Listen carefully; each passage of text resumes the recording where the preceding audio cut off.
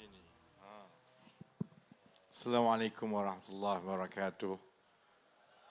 Tacawang Sanghau. Welcome. Alhamdulillah Rabbil Alamin. Wassalatu wassalamu ala ashrafil anbiya wal mursalin. Wa ala alihi wa sahbihi ajma'in. Rabbi syrah li sadri. Wa yassir li amri. Wa halul uqdatan min lisani yafqahu qawli. Saya memang selalu bergaduh dengan kamera. Aku pergi kanan, kau pergi kiri. Kau nak suruh pergi mana ni? Ke sini. Dia malas, dia tak nak alih kamera. Aku kena duduk kat speaker ni. Setiap hari bergaduh dengan kameraman. Sedari fungsi majlis, sahabat-sahabat pimpinan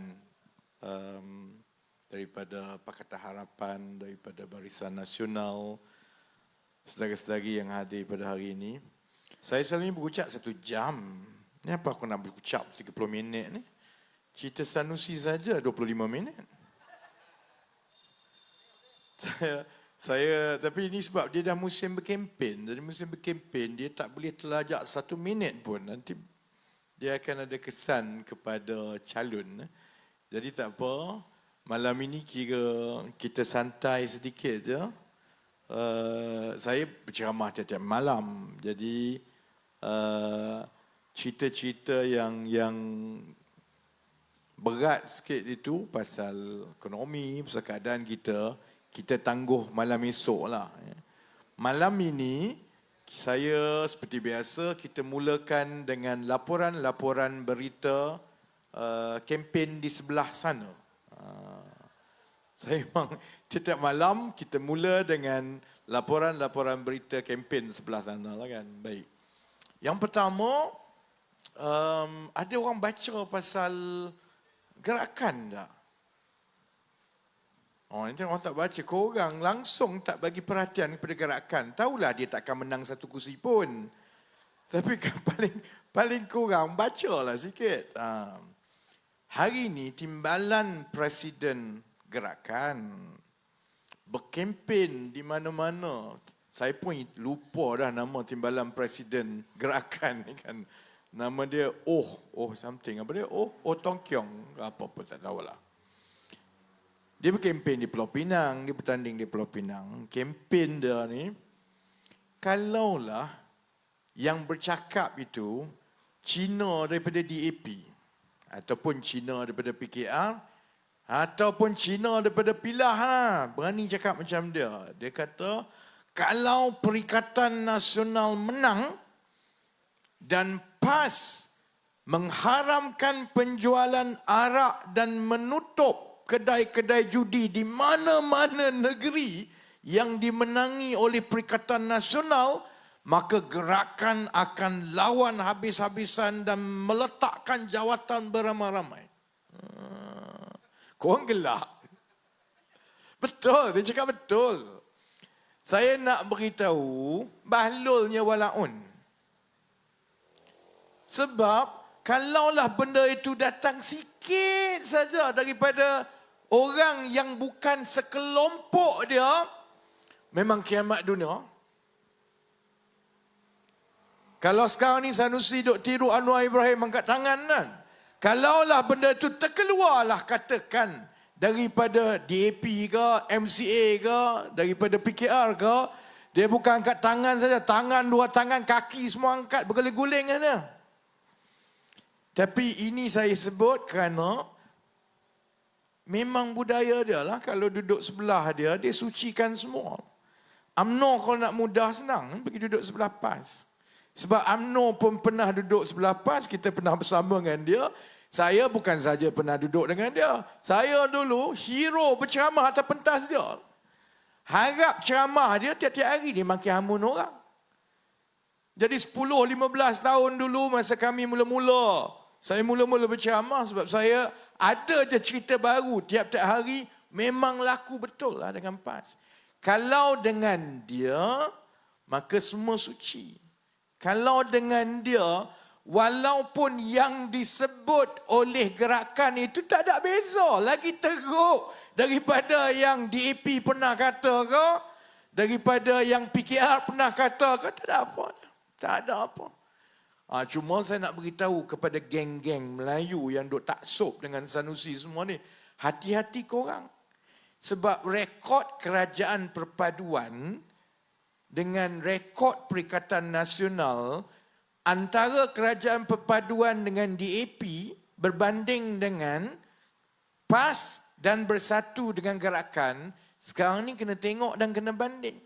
Kerajaan perpaduan bila kita mula bentuk kerajaan Disember yang lepas, walaupun sebenarnya memang DAP kursi banyak, kita maklumkan kepada DAP bahawa untuk kita mendamaikan negara dan untuk kita pastikan keputusan pilihan raya umum yang lepas itu tidak diambil kesempatan oleh PAS dan juga Bersatu untuk menimbulkan kebencian kaum, maka kita minta DAP berkorban.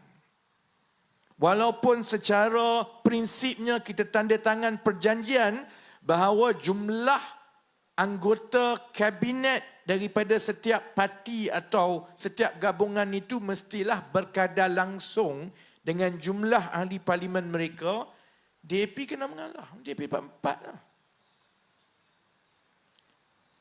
Bayangkan kalau kita berada dalam kedudukan DAP dengan sokongan bukan Melayu yang begitu kuat. Kalaulah orang kata DAP ni anti Melayu, benci ke Islam, saudara-saudari, bagi saya pengorbanan dan DAP sebenarnya telah pun lulus ujian itu. Dan saya dulu-dulu, walaupun kami dalam Pakatan Harapan, kalau benda-benda bab Melayu, ada kawan-kawan yang dalam DAP yang terlebih sedikit, saudara-saudari tahu saya tegur terus. Tapi kali ini pandangan saya di antara hubungan di dalam kerajaan perpaduan, DAP telah lulus ujian. Dia mengalah. Tapi kalau banding pula dengan Perikatan Nasional, ni kena dalam konteks timbalan Presiden Gerakan ini mengugut kalau berani tutup kedai judi ataupun haramkan arak, kami akan keluar dan letak jawatan ramai-ramai. Kita ingat kita semua ni duk gelakkan Gerakan. Tapi sebenarnya PAS takut kat Gerakan. Jadi sebab itu agaknya sampai sekarang tak ada satu ayat pun lagi daripada PAS. Sebab apa? Sebab kita tak serah kursi kat DAP. BN tak serah, PKR tak serah. Yang serah kursi Melayu kepada DAP, kepada Gerakan, saudara-saudari, PAS. Jadi sebab itu saya tak adalah nak kata kita kena ambil serius ugutan Gerakan ni. Dia pun takkan menang satu kursi pun, kan? Tapi nak menunjukkan bahawa hipokritnya jenis-jenis yang macam PAS dan Bersatu ini, dia sebenarnya bukan soal Melayu, soal DAP, soal Cina. Dia soal, dia tonggang siapa-siapa, dia nak pergi ke Putrajaya je. Hari ini dia tengok emosi Melayu paling mudah dimainkan soal Melayu Islam.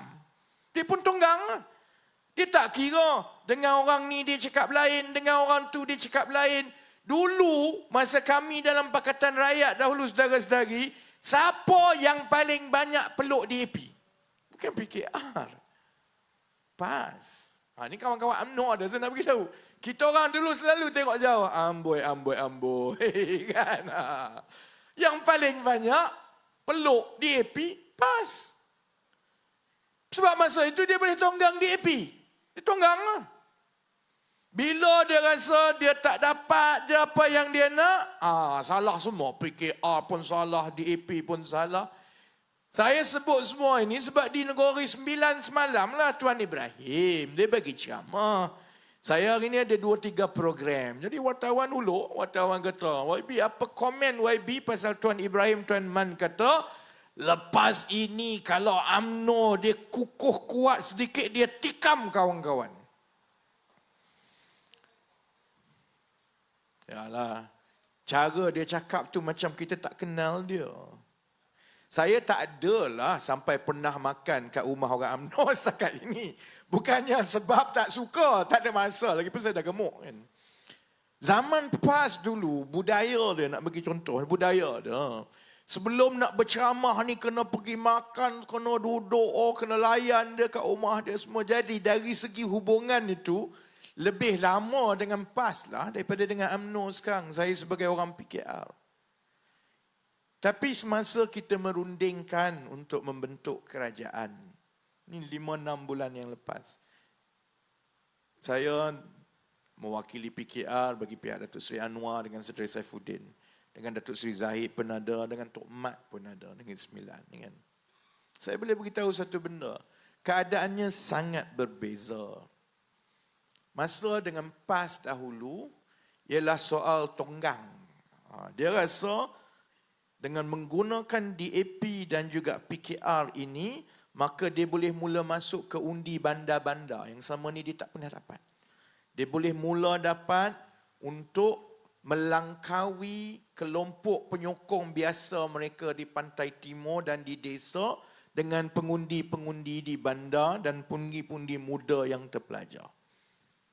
Tapi bila dia nampak masalahnya, 99 tak ada masalah dengan PKR DAP. Sebab apa? Sebab PAS paling besar. PKR menang 5 kursi. DAP kalah banyak, hanya tinggal 10 kursi. PAS jadi parti pembangkang terbesar. 27 kursi, siap boleh ambil Negeri Terengganu. Tak ada masalah langsung. Tak timbullah DAP ni sebenarnya Cina ke? Tak timbullah PKR ni liberal ke apa? Tak ada. 2004 sama-sama kalah semua. Diam lagi. Masuk pilihan raya 2008 ni tak. Dia mula timbul isu 2008. Sebab apa? Sebab tiba-tiba PKR menang lagi banyak daripada dia. PKR dengan DAP menang lagi banyak di Selangor dan di Pulau Pinang. Tiba-tiba yang jadi menteri besar di Selangor tiba-tiba PKR. Itu je isu dia, saudara-saudari. Sebab itu kalau ada orang tanya saya lagi, ni tak takut ke UMNO akan tikam? Politik ni berkawan ni biasalah. Dia berubah-ubah betul. Tapi saya tak rasalah kalaupun kami akan berbeza pandangan dengan UMNO lepas ini. Sebab UMNO pun dah kena tikam dengan PAS. Kami pun dah kena tikam dengan PAS. Kalaulah kami berbeza pendapat dan bergaduh pun, tak adalah pedih macam kami sama-sama kena tikam dengan PAS dahulu. Sebab tu saya tak ada masalah sangat. Sebab bila kita bentuk kerajaan perpaduan, dia disebabkan oleh keperluan mendesak rakyat dan negara yang kita lupakan yang lepas tumpu soal rakyat. Sebab keadaan dia sangat berbeza sekarang. Tak sama macam dulu kami dengan PAS. Dan saya sebut itu, ni baru mukadimah ni. Sebab tu saya selalunya 1 jam lebih. Sekarang tinggal berapa? Tinggal 15 minit lagi. Baru cerita. Belum masuk cerita Sanusi pun lagi ni. Nak tunjukkan bahawa, terutama kepada adik-adik yang muda-muda ini, saya pernah jadi muda macam adik-adik. Duduk kat UK tu dulu, tak ada kena-mengena pun dengan politik kat Malaysia. Tapi yalah, kita masa muda, jiwa lain, cepat tersentuh. Saya pernah jadi pembangkang zaman muda. Lama-lama kita tua. Dan bila kita tua tu, pandangan kita lain. Kita sebenarnya mula nampak bahawa akhirnya kalau kenapa orang PAS, saya rasa orang PAS lagi benci kat saya daripada orang UMNO sebenarnya. Daripada dulu dia sangat benci kat saya. Sebab itu kalau tengok Walaun ni tak ada kerja lain. Nombor 1 dia maki Anwar Ibrahim, nombor 2 saya. Tak adalah saya bangga kan, tapi memang itulah keadaannya. Sebabnya ialah kerana kami pernah melalui zaman itu. Dan berhati-hatilah kita, jangan sampai emosi kita ditunggang orang seperti mereka tunggang agama untuk dapat jawatan, saudara-saudari. Sebab kita kena tengok macam mana cara mereka, kalau sebelah dia, dia sucikan. Kalau sebelah dia masa DAP dengan dia, oh DAP inilah yang paling Islam, oh DAP inilah ikut Umar Abdul Aziz, oh DAP ini macam-macam. Bila dia tak suka sebab tidak lagi ikut cara dia, bahawa dia mesti menentukan semua kena ikut dia, oh maka DAP inilah Cina, KP harbi dan macam-macam. Sekarang gerakan, Sekarang ini gerakan tuntutlah apa dia, ugutlah apa dia, buatlah apa dia. Dia tak ada isu sebab apa? Dia tahu gerakan tu kosong. Tapi kalau satu hari tiba-tiba gerakan kuat, jadi gerakan dia rasa mula lawan toke. Sebab dia mesti jadi toke. Itu masalah dia.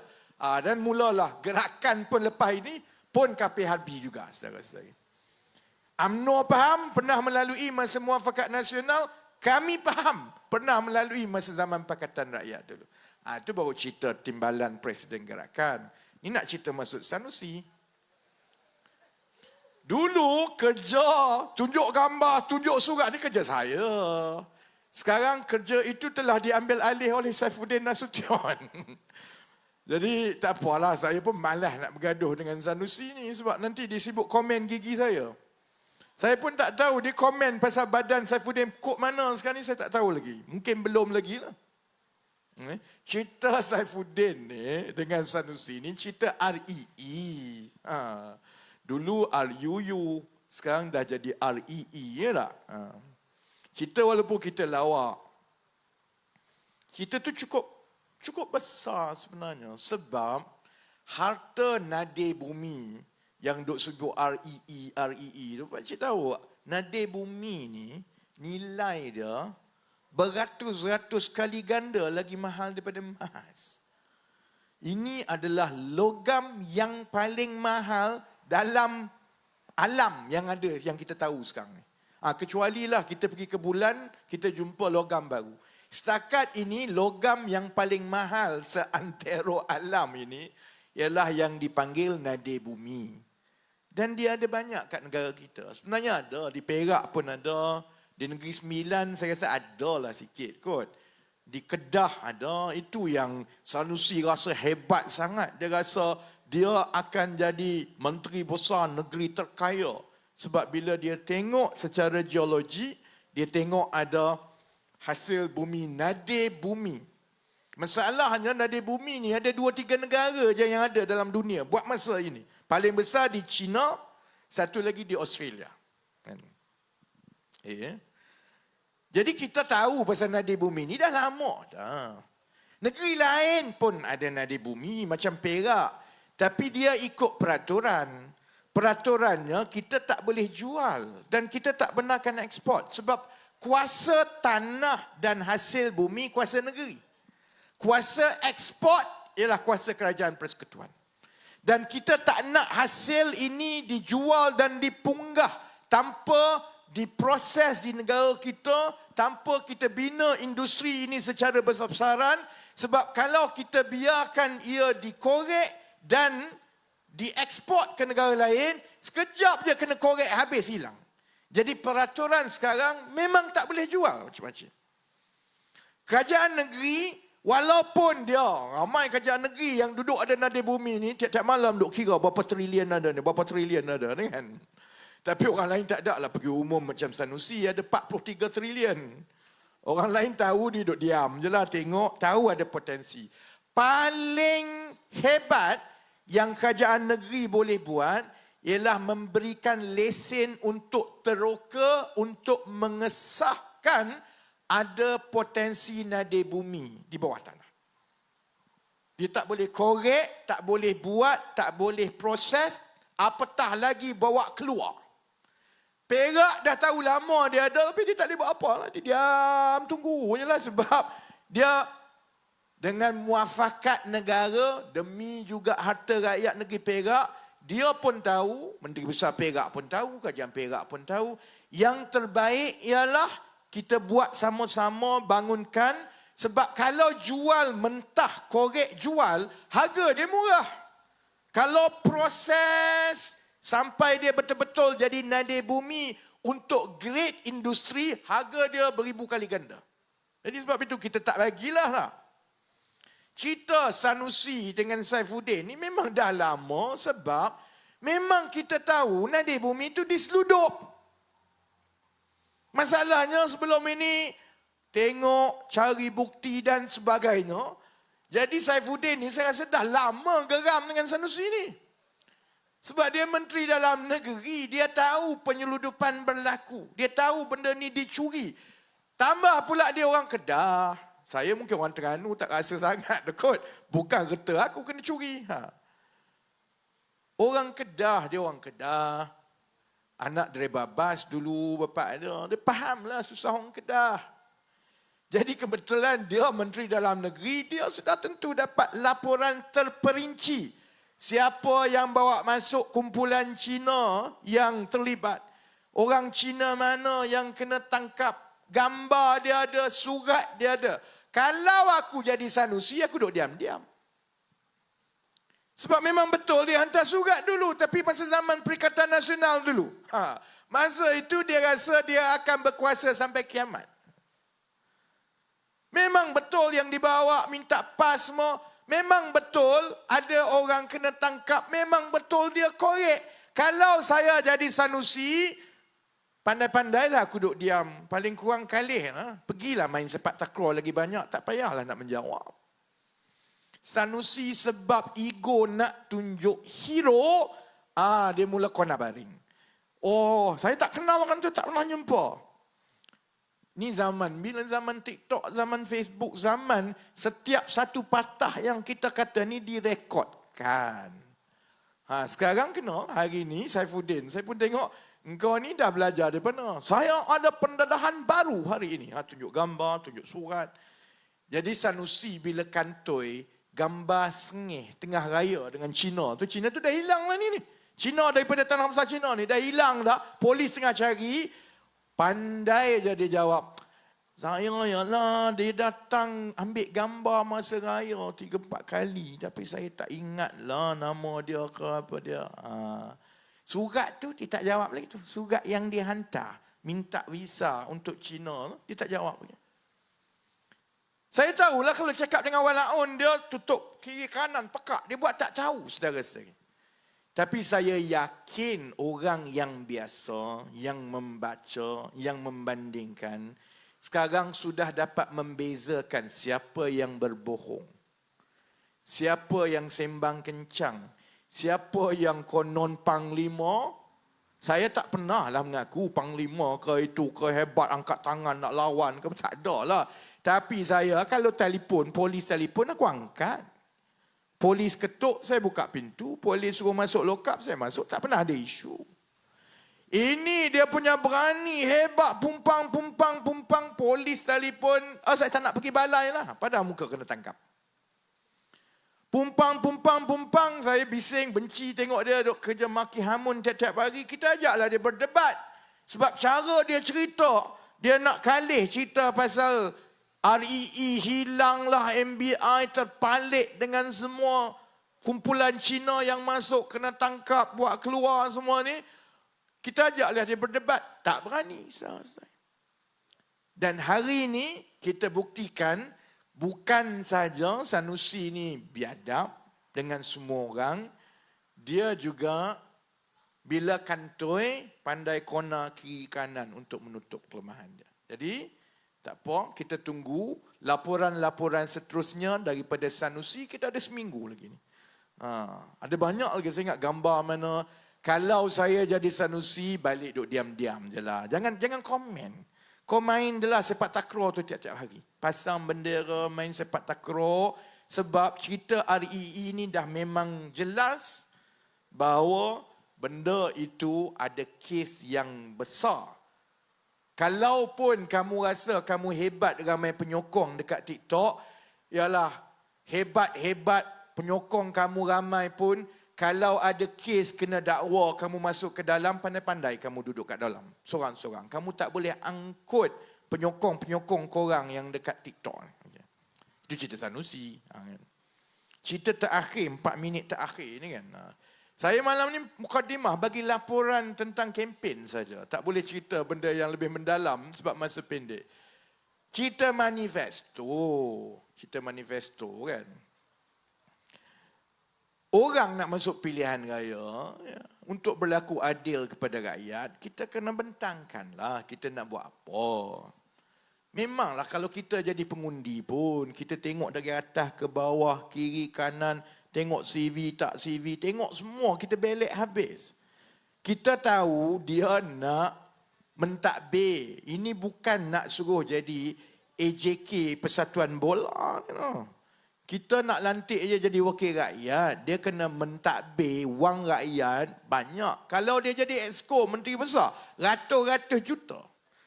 Kalau dia buat bengap dia, habis tiap-tiap tahun 400-500 juta, hilang macam tu saja. Lepas tu dia bersara, dia dapat pencen. Kita kena tanggung ni sampai 10, 15, 20 tahun akan datang. Jadi sebab itu nak mengundi untuk memilih kerajaan, memanglah kita nak tahu kamu nak buat apa. Ni macam orang datang merisik lah, kau ni anak siapa? Kau ni kerja apa? Yang kau nak kahwin dengan anak aku ni kau ada apa? Biasalah kita tanya tak? Daripada sejak saya kecil, memanglah masuk pilihan raya orang tanya manifesto. Semalam, calon selebriti bola daripada Perikatan Nasional, BB7 ni tak? Mula orang tanya dia semalam, apa manifesto? Oh, saya ada manifesto lah. Jadi apa manifestonya? Kena undi dulu lah baru saya boleh beritahu. Habis satu Malaysia kecam. Bila dia kena kecam satu Malaysia, tambah pula semalam dia bagi ceramah, dia baca teks tu ala-ala anak saya dah jam 4 baca teks.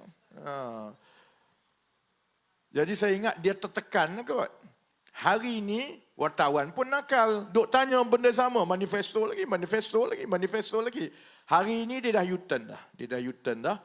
Semalam dia kata dia ada manifesto tapi rahsia. Undi dulu baru dapat tahu. Hari ini dia jawab, dia tak ada manifesto. Paling kurang dia jujur lah. Dia tak ada manifesto. Tapi alasan dia tu memang ke laut lah. Alasan dia tak ada manifesto ialah, saya tak nak janji sebab nanti kalau saya janji, kalau saya tak buat orang marah. Gila kau. Engkau meminang anak aku cakap macam tu memang kena tendang lah. Saya nak kahwin, tapi tak tahulah hantaran berapa, kerja kat mana. Kahwin dululah baru tahu. Gila kau. Kan? Jadi esok saya tak tahu dia nak kona kok mana pula ni. Ni cerita baru cerita manifesto dia, bukan manifesto Perikatan Nasional pun. Orang tanya dia, kan kamu kan selebriti, kamu kan hebat, kamu kan pejuang yang nak melindungi Panglima Sanusi, dah nak masuk berjuang ni. Oi, dalam politik paling kurang adalah manifesto sikit. Paling kurang beritahulah saya nak baiki longkang, pun orang tak marah tau. Semalam kona, semalam manifesto rahsia. Hari ini manifesto tak ada. Sebab kalau saya janji saya tak buat, memang nanti kena marah. Macam ni saudara-saudari, confirm dia tak buat lah apa dia. Jadi, dah nak habis masa. Maka tamatlah liputan laporan kempen. Hari ini laporan kempen Perikatan Nasional. Selalunya saya habiskan 10-15 minit je bagi liputan. Yang lain cerita panjang lah. Tapi sebab hari ini lambat sikit. Saya nak tutup begini. Terima kasih kepada semua yang hadir dan menonton. Saya nak beritahu setakat minggu ini dah. InsyaAllah Kerajaan Perpaduan akan menang bergaya di Negeri Sembilan. Cuma saya nak nasihatkan jangan kita ambil mudah lah. Kan? Jangan ambil mudah, terus berkempen. Kita tengok Perikatan Nasional. Kenapa kita rasa kita kena lawan mereka dan jangan bagi dia ambil alih Kerajaan Negeri Sembilan. Sebab dia bongkak, dia sombong. Dia tak fikir pasal rakyat, dia fikir pasal masing-masing nak jawatan saja. Jadi kita tahu benda itu orang marah. Jadi kita jangan buat benda yang sama. Walaupun kita rasa kita berada dalam keadaan yang alhamdulillah selesa. Di Negeri Sembilan setakat ini alhamdulillah selesa. Tapi terus buat kerja. Terus rendah diri, terus cerita, terus pastikan bahawa orang Nogori bila dia undi Kerajaan Perpaduan PH dan BN, dia undi dengan akal dan hati budi dia sebab dia tahu ini yang terbaik untuk dia, keluarga dia dan anak-anak, bukan sebab dia undi membabi buta. Jadi kalau kita boleh teruskan dari seminggu lagi, insya-Allah saudara-saudari, Nogori Sembilan akan jadi Nogori yang paling kuat Kerajaan Perpaduan dan insya-Allah boleh kekal cemerlang dengan yang ada. Kekalkan kesepaduan ini, kekalkan muhibah ini, kita tumpu kepada rakyat. Jadi insya-Allah malam ini saya tak adalah panah-panah sangat sebab saya simpan untuk debat dengan teknokrat terpaling cerdik daripada PAS minggu depan. Sama enggak U-turn? Oh, mula-mula macam-macam. Tak nak berdebat dengan orang bodoh lah, buang masa lah, itulah, ini, macam-macam. Alasan 1001 alasan. Aku rasa malam semalam, diorang semua duk maki hamun sesama sendiri. Satu hari kena kecam saudara-saudari. Hari ini, dia mensucikan diri sendiri. Hari ini berdebat tak apa pula. Berdebat boleh pula. Semalam dia kata buang masa. Hari ini boleh pula kan. Jangan minggu depan dia tukar lagi buat fatwa baru juga. Sudah. Jadi insya-Allah saya simpan peluru untuk debat minggu depan. Tiap-tiap malam bagi mereka yang menonton. InsyaAllah saya mulakan dengan laporan-laporan lawak daripada kempen Perikatan Nasional di seluruh Malaysia. Jadi terima kasih banyak-banyak. 11.59 kita balik tidur dengan aman. Kalau sempat bangun tahajud, insyaAllah kita ada seminggu lagi. Dan saya yakin saudara-saudari akan pastikan kita menang dengan bergaya di Negeri Sembilan. Menang bersama dengan bosa. Boleh? Terima kasih. Wabillahi taufiq wal hidayah. Assalamualaikum warahmatullahi wabarakatuh. Sese Nandri Vanakam. Thank you, Uncle. Thank you.